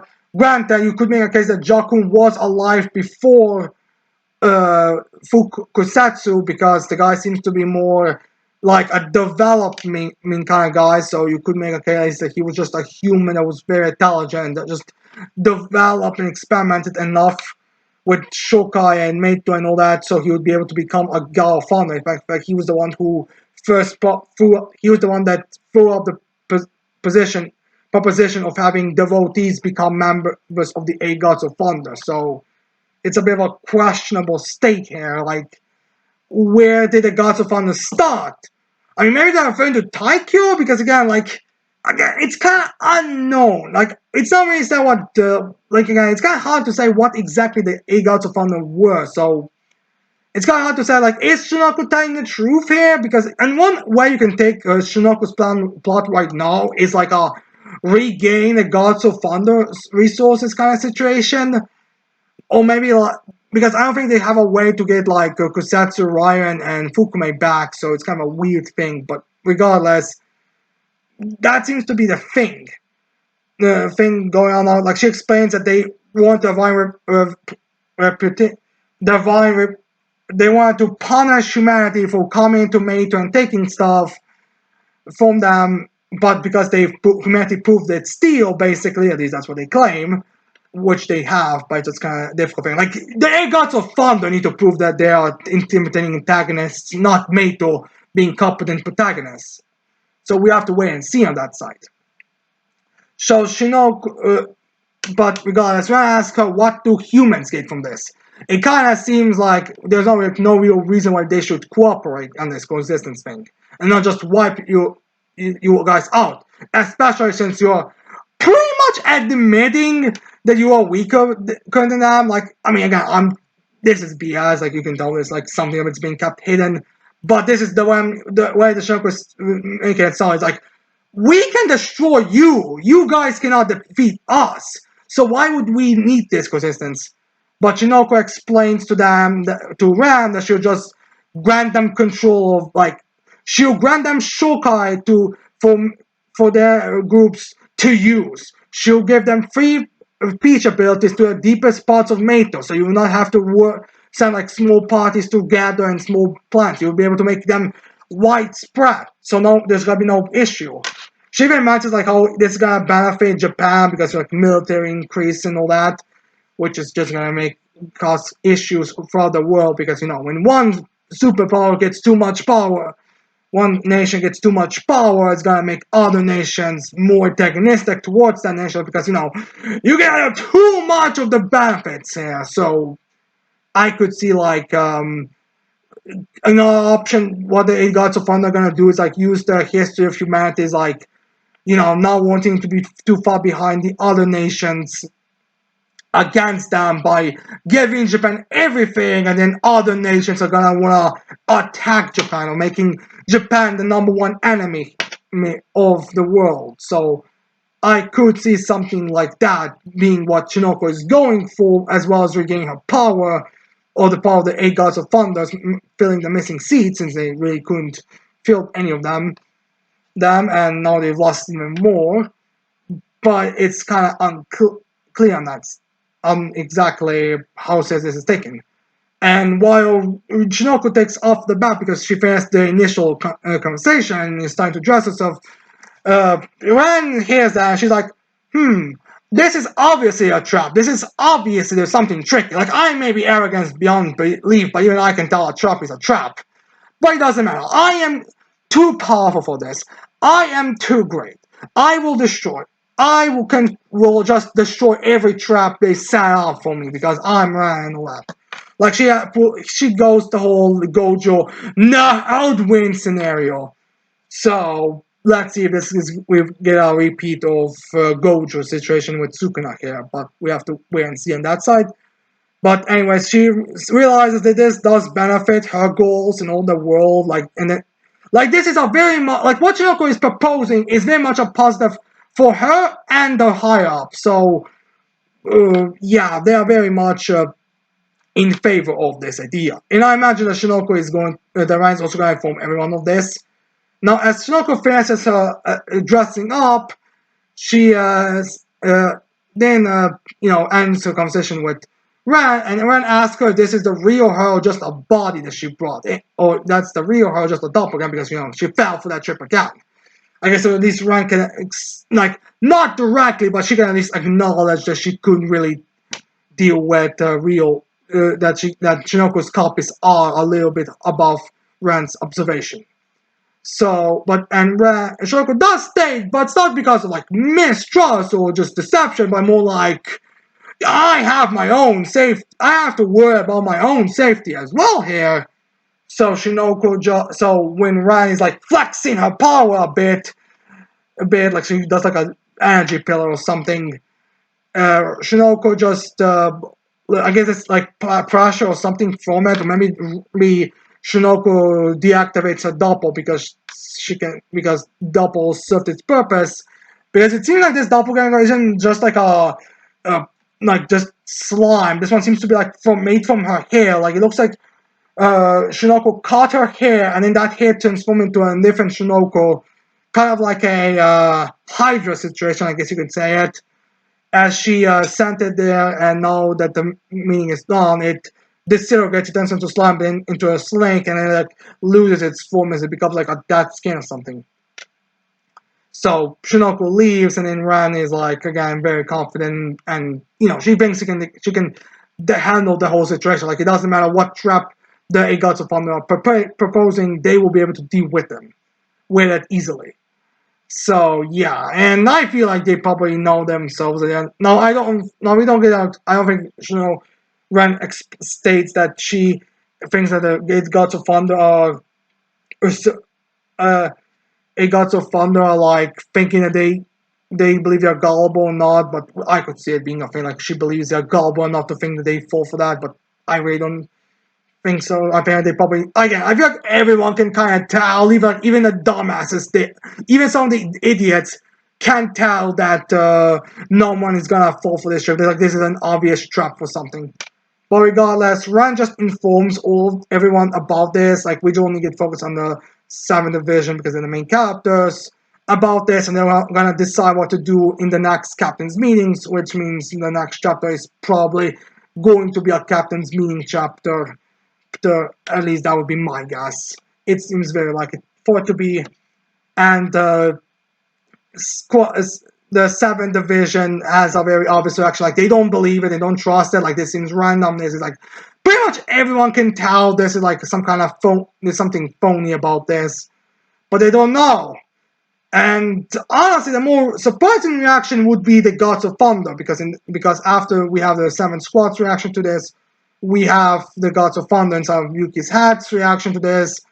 Well, I've seen like they've been watching this for like a movie night scenario because we have like Fukume and Kutsetsu on the couch with Ryan laying some as well, while the two offsprings of Fukume's are in their pajamas sleeping to one another on what looks like a sleeping bag. As they're all like confused by this as well. Like, wow, this was unexpected. This seems like a weird plan for Shinoku to pull off. As Fuku's like, wow, I was just expecting Taikyo to throw attention and go on a massive slaughter spree. As well as also like, same here. I guess we were both wrong. So it's kind of a weird thing here. Like, they don't think Shinoku would come up with that kind of plan, but, like, if anyone, I would imagine Shinoku would come up with this plan. Like, maybe the way that, maybe they find the way that Shinoku was acting throughout the whole thing, a bit suspicious, a bit sus. But I don't really know if this is, like, weird for Shinoku to do. It's also interesting to imagine that Taikyo would go on a rampage after this. But it seems like they're not, so they're also in the dark here. So it really does. I guess there is supposed to be a bit of a question on what exactly is the. So what's the plot here? Since they are weirded out by it. But it's like, is the plan really supposed to be something like they are done wait in a waiting period, so they don't really care? So like maybe the thing is like everyone thinks the gods of fun are gonna pull something, but it's actually gonna be the Unmo agency gonna pull something, and maybe like a divide. Again, I could totally see like this ending up being a thing where we have like everyone meets in Shangri-La, and then we end up splitting divide,